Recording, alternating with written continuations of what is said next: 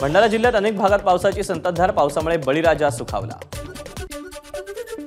हिंगोली शहरात पावसाची जोरदार हजेरी, मुख्य बाजारपेठेत अनेक दुकानात पाणी शिरलं। सिंधुदुर्गच्या कणकवलीमधला प्रसिद्ध सावडाव धबधबा प्रवाहित, आंबोली, नापणे, बांगेली, न्हावणकोंड हे धबधबे सुद्धा प्रवाहित झाल्याने पर्यटकांची गर्दी व्हायला सुरुवात। गोव्यात आज ऑरेंज अलर्ट जारी, तर 23 जूनला रेड अलर्ट, गोव्याच्या हवामान विभागाचा अंदाज। मृग नक्षत्राच्या शेवटच्या दिवशी गोंदियात पावसाची दमदार हजेरी, धान पिकाच्या पेरणी कामाला वेग। कोकण रेल्वेवर विशेष खबरदारी, 672 कर्मचारी तैनात, तर 9 जागांवर मेंटेनन्स व्हॅन उभ्या असल्याची कोकण रेल्वेचे व्यवस्थापकीय संचालक संतोष कुमार झा यांची माहिती। सिंधुदुर्गच्या वैभववाडी तालुक्यात भुईबावडा घाटात दरड कोसळली, एकेरी वाहतूक सुरू। नागपूरच्या शिवाजीनगर परिसरात झाड कोसळले, एका चारचाकीसह अनेक दुचाकी झाडाखाली आल्यानं मोठं नुकसान।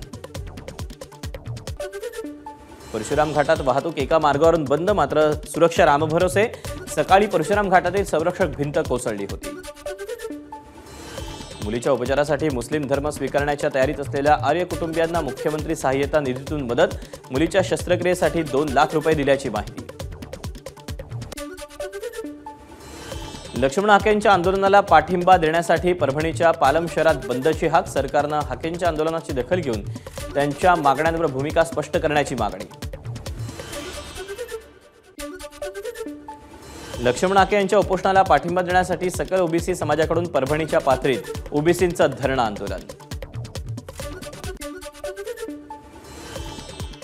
नाशिकच्या नांदगावमध्ये लक्ष्मण हाकेंच्या समर्थनार्थ ओबीसी बांधवांचा मोर्चा, शहरातील हुतात्मा स्मारक ते तहसील कार्यालयापर्यंत मोर्चा। जालन्याच्या अंतरवाली सराटी गावात ओबीसी आणि दलित बांधवांचा लक्ष्मण हाकेंना पाठिंबा, अंतरवाली सराटी ते वडीगोद्रीपर्यंत डीजे लावून पायी रॅली।